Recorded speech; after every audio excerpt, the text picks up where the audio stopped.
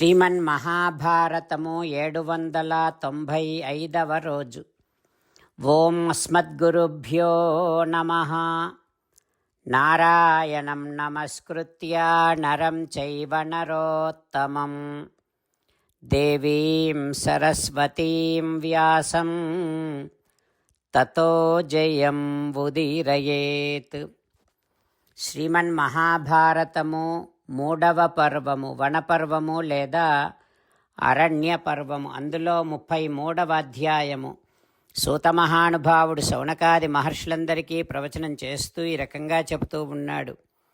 ఓ మహర్షులారా, వైశంపాయన మహర్షి జనమేజయ మహారాజుకు శ్రీమన్మహాభారతాన్ని ఉపదేశం చేస్తూ ఇలా చెబుతూ ఉన్నాడు. ఓ రాజా, భీమసేనుడు ధర్మరాజుతో ఈ రకంగా అంటూ ఉన్నాడు. ఓ ధర్మజా, ఎంత బలవంతుడైనా సరే ఆత్మబలముతోనే యుద్ధము చేయాలి. వేరొక ప్రయత్నము చేత కానీ ప్రశంసల చేత కానీ జనులందరినీ వశము చేసుకోలేడు. కేవలం ఆత్మబలమే దానికి ప్రధానమైనటువంటి కారణం. ఓ రాజా, సూర్యుడు భూమి మీద ఉన్నటువంటి నీటిని తన కిరణాలతో గ్రహించి మళ్ళీ ప్రజలకు వర్షరూపముగా ఇస్తున్నట్టుగా, ప్రజలను రక్షిస్తున్నట్టుగా నువ్వు కూడా సూర్యుని లాంటి వాడివి కనుక వెంటనే ప్రజలను రక్షించే బాధ్యత నీపైన ఉంది.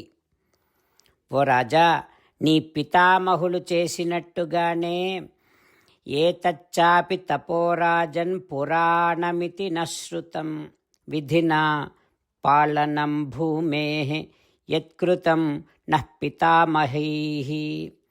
నీ పితామహులు చేసినట్టుగానే ధర్మపూర్వకముగా భూమిని పాలించటం అనేటటువంటిదే నువ్వు చెయ్యాలి. భూమిని పాలించటమే క్షత్రియులకు తపస్సు. ఓ రాజా, క్షత్రియుడు వేరే రకమైనటువంటి తపస్సు ద్వారా పుణ్యలోకాలను పొందలేడు. కేవలం తనకు విహితమైనటువంటి యుద్ధము చేస్తూ విజయం పొందినా లేదా మరణించినా సరే అతడు పుణ్యలోకాలను పొందుతాడు. ఓ ధర్మజా, జనులంతా నీ గురించి చాలా గొప్పగా మాట్లాడుకుంటూ ఉన్నారు. రకరకాల సమావేశాలకు వచ్చి నిన్ను ప్రశంసిస్తూ దుర్యోధనుడిని నిందిస్తూ మాట్లాడుకుంటూ ఉన్నారు.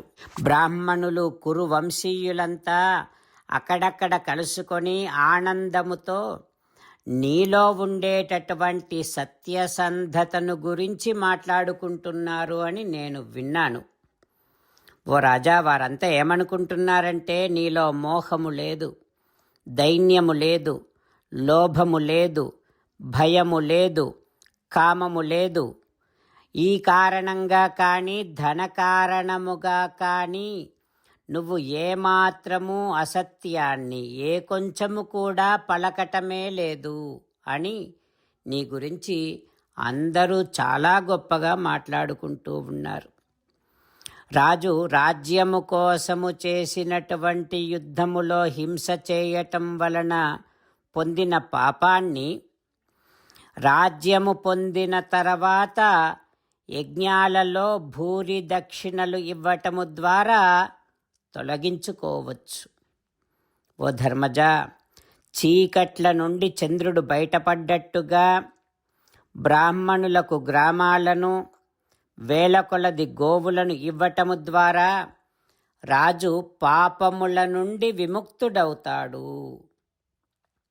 పౌర జానపదాః సర్వే ప్రాయశః కురునందన స వృద్ధ బాలసహితాః శంసంతి త్వాం యుధిష్ఠిర.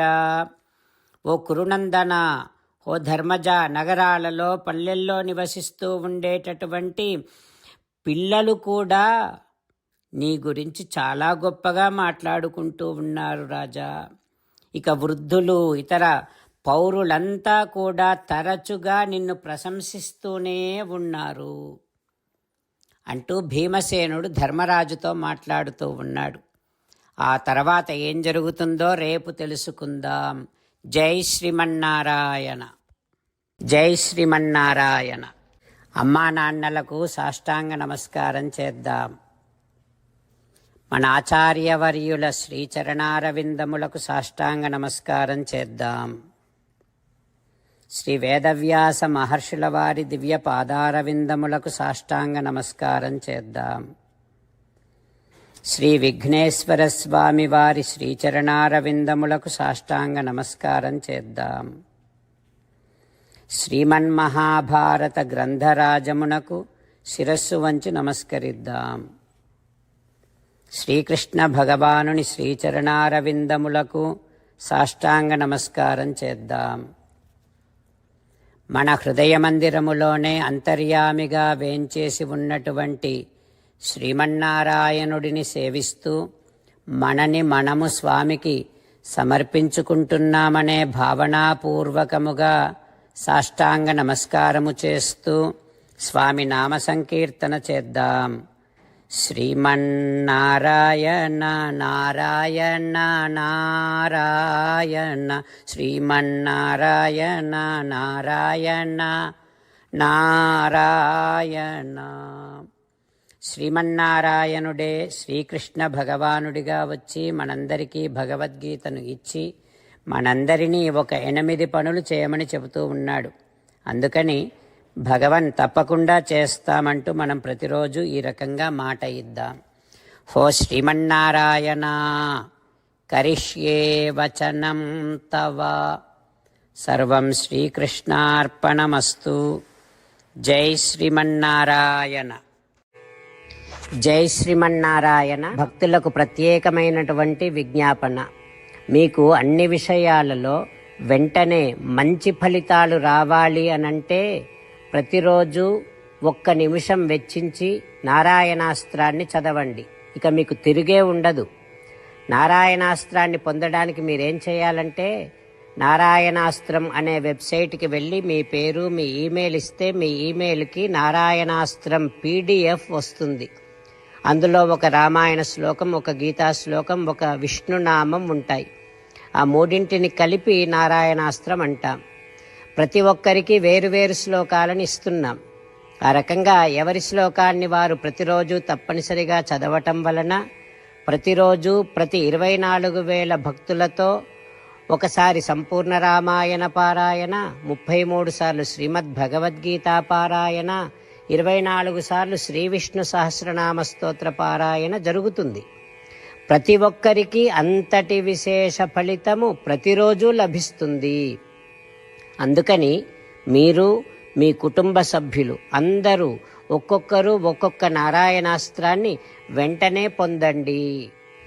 జై శ్రీమన్నారాయణ. శ్రీమద్ భగవద్గీత సారాంశముగా 18వ అధ్యాయములో 65 నుంచి 69 శ్లోకముల ద్వారా శ్రీకృష్ణ భగవానుడు మనందరినీ ఒక 8 పనులు చేయమని చెబుతూ పరమాత్మ ఈ రకంగా అంటూ ఉన్నాడు. ఎవరెవరైతే నేను చెప్పిన ఈ 8 పనులు చేస్తారో వారందరూ నాకు చాలా ఇష్టమైన వారవుతారు. అప్పుడు వారిని నేను సకల పాపముల నుండి సకల దుఃఖముల నుండి విముక్తులను చేసి నా అంతటి వారిగా చేసుకుంటా, తరగని ఆనందాన్ని అనుభవింపచేస్తా.